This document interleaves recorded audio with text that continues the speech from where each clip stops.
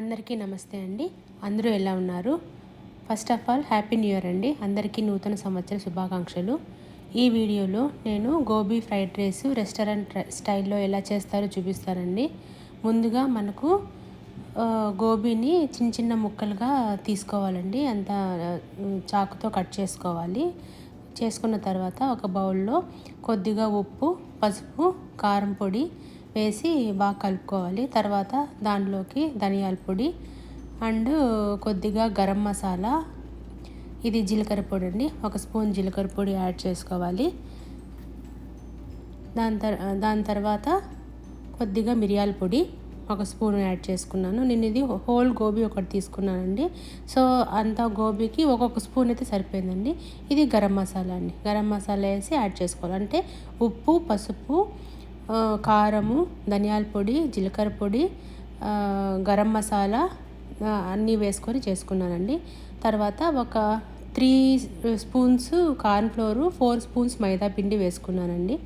వేసుకున్న తర్వాత బాగా కలుపుకున్నాను. అవంతా మంచిగా దానికి పట్టేటట్లు బాగా కలుపుకున్నాను. దాని తర్వాత ఒక స్మాల్ కప్పు పెరుగు వేసుకున్నాను. లేదా మీకు పెరుగు కొంచెం మెత్తగా చేస్తుంది అని అనుకుంటే నిమ్మకాయ పిండుకోవచ్చండి. నిమ్మకాయ పిండుకొని వాటర్ చల్లుకుంటూ నీట్గా ఆ పొడంతా గోబీకి, అదే కాలీఫ్లవర్కి అంతా కోటింగ్ అయ్యేటట్లు బాగా కలుపుకోవాలండి. నీళ్ళు ఎక్కువ పోసుకోవద్దండి. చిలకరించుకుంటూ మొత్తం నీట్గా కలుపుకోవాలి. కలుపుకొని ఒక 1/2 అవర్ నుంచి 45 మినిట్స్ వరకు అట్లా ఉంచేయండి. దాని లోపలికి అన్నీ అంటే పులుపు, పెరుగులో కొంచెం పులుపు ఉంటుంది కదా, పులుపు, ఉప్పు, కారం అంతా గోబీకి పట్టేటట్లు ఉంచేయండి. 30 మినిట్స్ అయితే పక్కన పెట్టుకోవాలండి. ఇది సింపుల్గా చేసేసుకోవచ్చండి. ఏం పెద్ద కష్టం ఏమి ఉండదు. కానీ కొంచెం ఎక్కువ సేపు పడుతుంది. అంతా అన్నీ వేయించుకొని అన్నీ చేసుకోవాలంటే కొంచెం ఎక్కువసేపే పడుతుంది. సో మనకు హెల్తీగా ఇంట్లోనే చేసుకోవాలి అనుకుంటే మీరు ఒకసారి ట్రై చేయండి. ఇప్పుడు చూడండి, కొంచెం అంతా వాటర్ చిలకరించుకుంటూ మొత్తము అంతా గోబీకి అంతా పట్టేటట్లు కలిపేసుకున్నాను. సో ఇలా కలుపుకున్న తర్వాత ఒకసారి టేస్ట్ చూసుకోండి. ఉప్పు అంత సరిపోయిందో లేదో టేస్ట్ చూసుకొని కొంచెం సరి చేసుకోండి తక్కువైతే. తర్వాత కొంచెము ఆయిల్లో, బాగా కాగిన ఆయిల్లో కొంచెం వేసుకుంటూ బాగా ఫ్రై చేసుకొని అన్నిటినీ ఫ్రై చేయాలండి. నాకు ఒక ఫుల్ గోబీ ఫ్రై చేయడానికి 30 మినిట్స్ పట్టిందండి.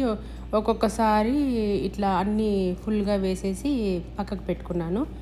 చూడండి, ఇప్పుడు ఒక ఫుల్ గోబీ ఇట్లా ఒక పెద్ద ప్లేట్కి వచ్చింది. సో నేను దీనికి బాస్మతి బియ్యం వాడకూడదండి, నార్మల్ రైస్ చేసుకోవాలి. ముందుగా ఒక 4 కప్పుల బియ్యము అన్నం చేసి పెట్టుకున్నాను. సో ఇప్పుడు దానికి పోపు వేసుకోవటమే అండి. ఒక బాండలీలో కొంచెం ఆయిల్ వేసుకొని జీలకర్ర వేసుకున్నానండి ఫస్ట్. తర్వాత కొద్దిగా కరివేపాకు వేసుకొని వేయించుకుందామండి. వేయించుకున్న తర్వాత సన్నగా కట్ చేసిన అల్లం ముక్కలు, వెల్లుల్లి ముక్కలు వేసేసి బాగా వేయించుకోవాలండి. కొంచెం అల్లం ముక్కలు, వెల్లుల్లి ముక్కలు నూనెలో బాగా వేగేటట్లు వేయించుకోవాలి. తర్వాత పచ్చిమిర్చి అండి, మీకు తగిన ఎంత కారం కావాలో అన్ని పచ్చిమిర్చిని నిలువుగా కోసుకొని ఆ ఆయిల్లో వేసుకొని బాగా వేయించుకోండి.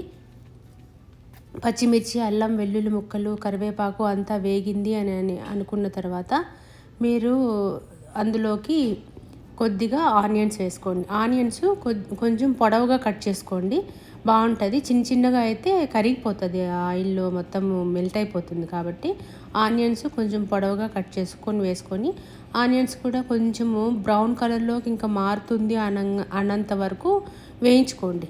బాగా వేయించుకోవాలన్నమాట. వేయించుకున్న తర్వాత మీరు ఆల్రెడీ గోబీలో కొంచెం ఉప్పు వేశారు కదా, సో దానికి తగినట్టుగా వేసుకోండి. ఇప్పుడు ఒక 4 గ్లాసెస్ రైస్ వేస్తాను కదా, దానికి తగినట్టుగా నేను ఉప్పు వేసుకున్నాను అనమాట. కొద్దిగా వేసుకోండి, తర్వాత అయినా మనము రుచికి తగినట్టు ఉప్పు వేసుకొని అడ్జస్ట్ చేసుకోవచ్చు. కొద్దిగా యాడ్ చేసుకుంటా ఉంటే మనకు సరిపోతుంది అనమాట. తర్వాత దాంట్లో కొద్దిగా పసుపు వేసుకోవాలి.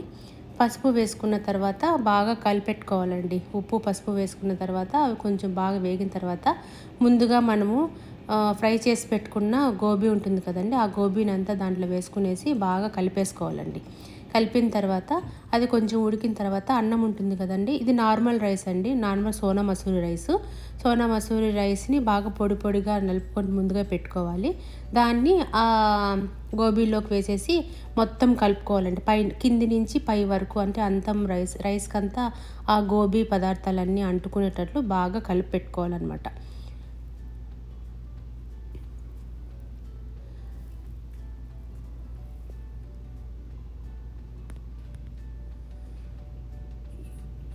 కలిపి పెట్టుకోవాలండి. తర్వాత కొద్దిగా కారం వేసుకోవాలి. అంటే అంతకుముందు కూడా గోబీలో అంతా కారం వేసారు, కానీ దానికి తగినట్టు వేసుకోండి. ఎక్కువ వేస్తే కారం ఎక్కువైపోతుంది. కారము, మళ్ళీ కొంచెం మిరియాల పొడి వేసుకోవాలి. మిరియాల పొడి వేసుకున్న తర్వాత మీరు కొంచెం దాన్నంతా ఇప్పుడు బాగా కలిపెట్టుకోవాలి. మొత్తం రైస్ అంతటికి ఆ కారము, మిరియాల పొడి, గోబీ, ఆనియన్స్, పచ్చిమిర్చి అవన్నీ బాగా కలిసేటట్లు మొత్తము కలియబెట్టుకోవాలండి. తర్వాత అంత బాగా కలుపుకున్న తర్వాత సోయా సాస్ ఉంటుంది కదా, అది ఒక స్పూన్ అండి, ఒక స్పూన్ సోయా సాస్ వేసుకోవాలి. మళ్ళీ వెనిగర్ అండి, ఒక స్పూన్ వెనిగర్ కూడా వేసుకోవాలి. ఇది కొంచెం వేసుకుంటే బాగుంటుందండి, హెల్దీ కాదు, బట్ కొంచెం వేసుకుంటే రెస్టారెంట్ స్టైల్లో టేస్ట్ వస్తుంది అనమాట. సో కొంచెం ఒక స్పూన్ సోయా సాసు, ఒక స్పూన్ వెనిగర్ వేసుకున్న తర్వాత బాగా రైస్ని మొత్తం అంతా కలిసేటట్లు కలుపుకోవాలండి. అంతేనండి, ఇంకా దాంట్లో ఏం వేసుకోవాల్సిన అవసరం లేదు. మీరు కొంచెం ఉప్పు ఎట్లుందో చూసుకొని దానికి తగినట్టు ఉప్పు వేసుకొని మొత్తం కలియబెట్టుకోవటమేనండి. అంతేనండి, ఇది అయిపోయింది. మీ దగ్గర కొంచెం కొత్తిమీర ఉంటే దాన్ని సన్నగా తరిగి కొత్తిమీర గార్నిషింగ్ లాగా వేసుకోండి, చాలా బాగుంటుంది. కొత్తిమీర కానీ లేదా ఆనియన్ రింగ్స్ ఉంటాయి కదా, అవైనా కూడా వేసుకోవచ్చండి, చాలా బాగుంటుంది. అంతేనండి, రెస్టారెంట్ సైడ్లో మీకు గోబీ రైస్ రెడీ అయిపోయిందండి. ఇప్పుడు ఒక చిన్న ప్లేట్లో తీసుకొని కొంచెం నిమ్మకాయ ముక్క, ఆనియన్ ముక్క వేసుకొని సర్వ్ చేసుకోవడమే అండి. వేడివేడిగా తింటే చాలా బాగుంటుంది. మీరు ఒకసారి ఇంట్లో ట్రై చేయండి. మీకు నచ్చితే షేర్ చేయండి, లైక్ చేయండి, సబ్స్క్రైబ్ చేయండి. థ్యాంక్ యూ ఫర్ వాచింగ్ అండి. నమస్తే.